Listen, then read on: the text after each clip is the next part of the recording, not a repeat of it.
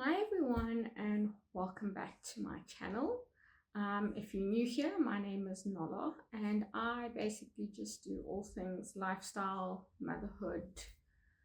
Um, yeah, I'm based in South Africa, in Johannesburg, and I have a little one already. He's now, 19 months old. And this series is really all about my second pregnancy journey. So I am currently now 15 weeks pregnant. Yes, 15 weeks pregnant. So today we will be going through, or I will be going through, my 13 and 14 week pregnancy. Yes, my 13 and 14 week. So to start off, I had a couple of people ask me which apps I use, if I do use them at all, which pregnancy apps. And I do use them. I think, honestly, for my first pregnancy, I was a lot more active and I kind of tracked them a lot more. But this pregnancy, because they're also not so far apart, like I say, my son now is 19 months old, so I wasn't pregnant too long ago that I need like a huge recap. So I do go on every week, typically when I turn, a new week. Well, let me start. For my first pregnancy, was it the bump? Yeah. So the bump is the one that I really kind of honed in on. I just found it kind of like easy to read, and it was really interesting and informational. So the bump is the one, the main one that I used in my first pregnancy, if that's not the only one, really. And then with this pregnancy, actually, I used the Pre-Mom app.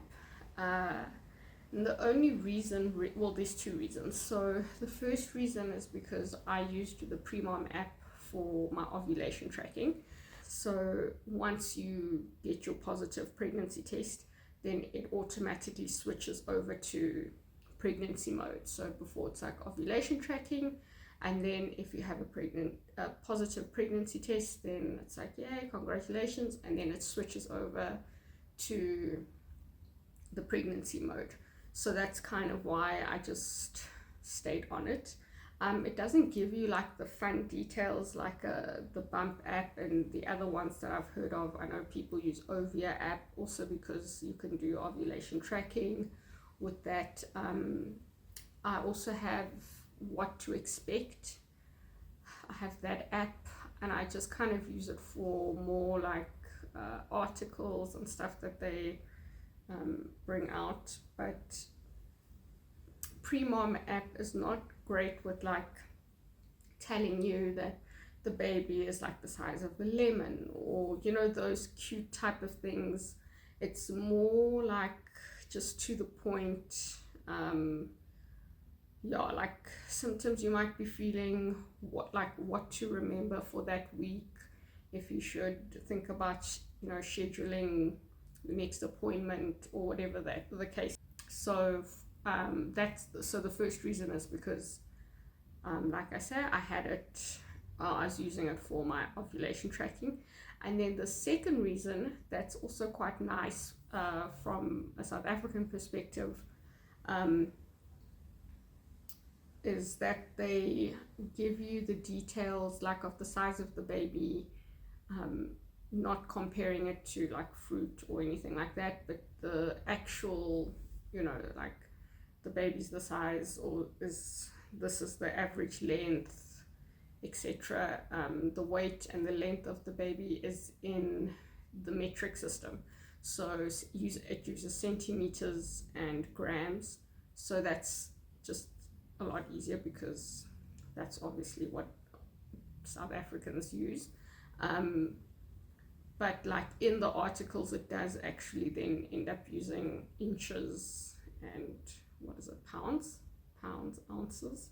Sorry, I'm so out of breath. And sure, it's like a combination of pregnancy and this cold that I'm getting over. But week 13, they say the baby is the size of a lemon, and week 14, the baby is the size of a peach. So yeah, just some nice trivia for you. So if I get to quickly just my symptoms and the like I say, I'm just combining the two, weeks 13 and 14, and then if there's something unique to the one, then I'll just mention this was only week 13 or 14. So I got a cold. My son brought home a very nasty cold from his playgroup, preschool, whatever you want to call it, in the beginning, no, was it week 13, yeah, I would say like the beginning to middle of my week 13, I got sick, and it was really very unpleasant. It's not the worst cold I've had, and it didn't like get into flu, like symptoms. It was a cold, and it was just so uncomfortable because I couldn't take anything. Usually as soon as I feel those symptoms coming on, like a little bit of congestion, a little bit of a runny nose, whatever the case is, I'm on that like Carenza C, med lemon, I'm attacking it from all sides. And so I just basically had Panado, which is the equivalent of Tylenol, and I've got some like homeopathic stuff for colds and flu, which the pharmacist said is safe for pregnancy, and then also did my little research, and it was like, yeah, it's fine, it's just all natural, nothing, yeah.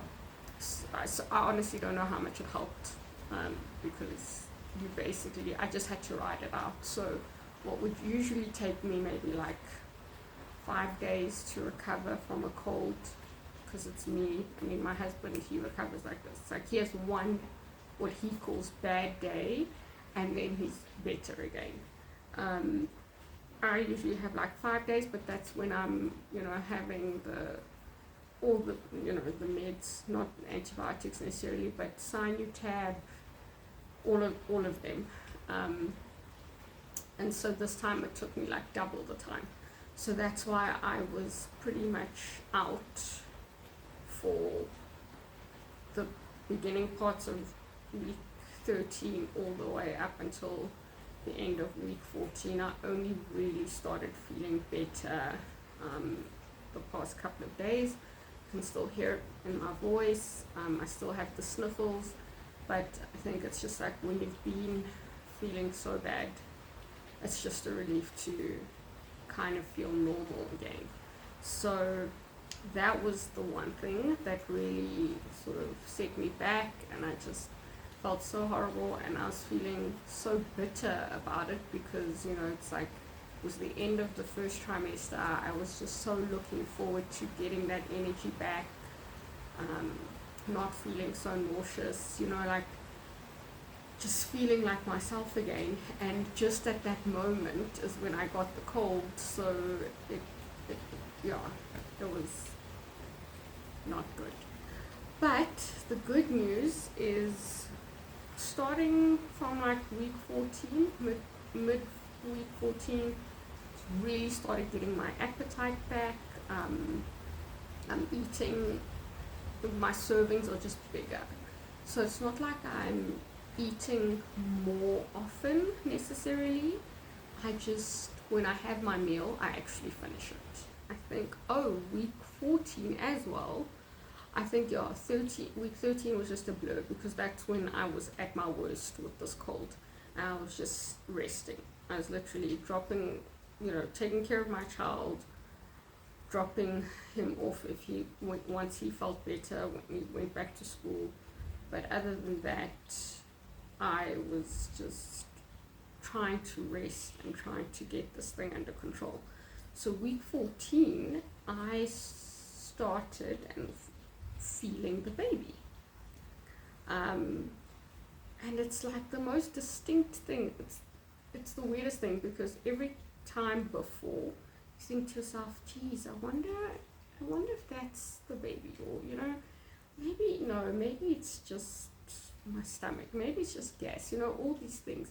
But when it is the baby and it happens, you just know the feeling is indescribable. Like I know so many people, and I myself, like little flatters, you try and explain like squiggles, but when it happens, you just know. You're like, okay, no, that was it. So that was really exciting, and I think it just gave me that little bit of hope, because I was just not feeling so great, feeling pretty crappy, and it just like, oh, okay, like it's worth it. I'm doing this for a reason. Yeah, I think those two were like the only real standouts for this past 2 weeks. But yeah, let me show you my bump for now 15. I'm currently filming this on 15 weeks. Okay, so that's the front.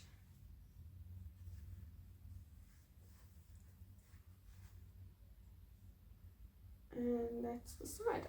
I think it's pretty big. Like, well, let me put it this way, it's a lot bigger than it was for my first pregnancy at this time. So yeah, that's the baby. Okie dokes. Thank you guys so much for watching. If you like this type of content, please subscribe, give this video a like if you enjoyed it, and please drop me any questions or comments. I would love to hear from you guys, and whether you're pregnant or not, or you're in this journey. And I'm always happy to help where I can, and also learn from other women, mommies to be. It's such a great time, and it's also just super interesting what everyone else is going through, and yeah, I'm keen to just share. So thank you so much for watching, and I will see you soon with my 15th week update. Cheers everyone. Bye.